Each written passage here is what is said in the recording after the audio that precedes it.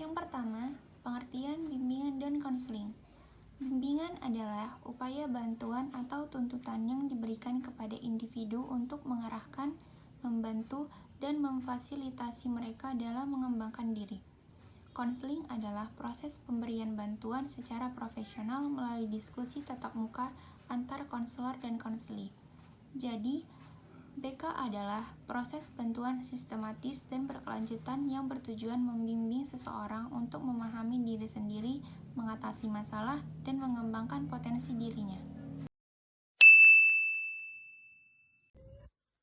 Manfaat BK. Yang pertama, perkembangan pribadi.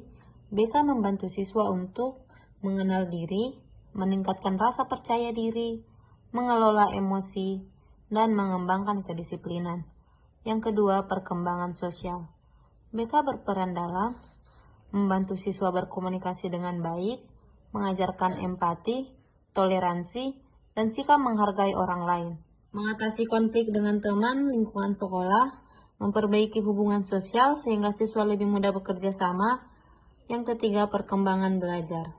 Melalui BK, siswa dapat mengembangkan kebiasaan belajar yang baik, meningkatkan motivasi dan strategi belajar, mengatasi hambatan belajar, merencanakan target, dan manajemen waktu belajar.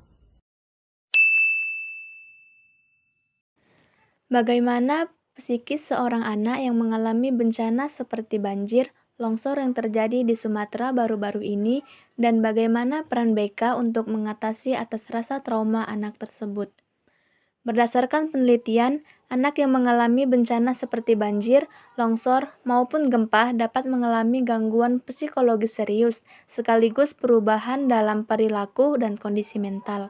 Beberapa dampak yang umum yaitu: pertama, stres, ketakutan, kecemasan, dan rasa kehilangan. Anak bisa mengalami syok, rasa takut, cemas, sedih, khawatir, dan bahkan perasaan tak berdaya setelah kehilangan rumah, harta benda, lingkungan, atau bahkan anggota keluarga. Kedua, gejala trauma dan kemungkinan gangguan jangka panjang. Banyak anak mengalami gejala seperti post-traumatic stress disorder atau PTSD, depresi, gangguan tidur, mimpi buruk, kesulitan konsentrasi, dan kecemasan berkepanjangan. Oke, selanjutnya ada perubahan perilaku dan adaptasi sosial akademik. Dampak trauma sering membuat anak sulit fokus pada sekolah, menurunkan prestasi, muncul agresivitas, atau bahkan regresi seperti dalam kasus kontrol perilaku. Sebuah studi pasca banjir menunjukkan peningkatan perilaku agresif. Oke, selanjutnya ada gangguan perkembangan emosional dan rasa aman. Anak bisa kehilangan rasa aman setelah rumahnya rusak atau lingkungannya berubah dan rutinitasnya terganggu. Ini bisa mempengaruhi konsep diri mereka, rasa percaya diri, dan kemampuan untuk merasa stabil secara emosional. Efek jangka panjang terhadap kesehatan mental. Jika tidak ditangani, trauma bisa menetap dalam waktu yang lama, mempengaruhi perkembangan psikologis dan sosial anak bahkan hingga dewasa. Yang pertama, yaitu memberikan dukungan psikososial atau first aid emosional. Saat bencana terjadi, respon terbaik bukan hanya soal fisik, tapi juga emosional.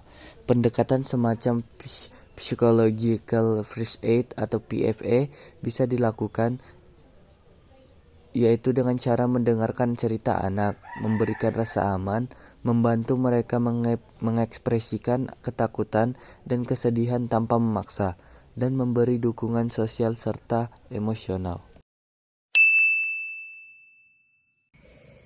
Trauma healing melalui pendekatan ramah anak. Konseling untuk korban bencana sering dilakukan lewat kegiatan seperti bermain, mewarnai, bercerita, relaksasi, serta aktivitas kreatif, terutama bagi anak kecil. Dengan cara ini, anak lebih mudah mengekspresikan emosi, melepas trauma, dan perlahan merasa aman lagi.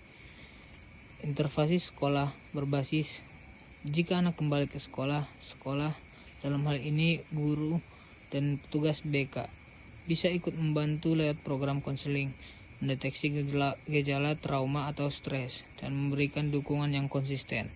Meta-analisis menunjukkan bahwa intervensi berbasis sekolah dapat secara signifikan menurunkan gejala PTSD pada anak dan remaja pasca bencana. Membantu adaptasi kembali ke rutinitas dan pembelajaran. Konseling membantu anak mengembalikan rutinitas, mengatasi kesulitan konsentrasi, mengurangi kecemasan terhadap sekolah, serta membangun rasa aman di lingkungan baru atau pasca bencana. Ini penting agar pendidikan dan perkembangan anak tidak terhenti.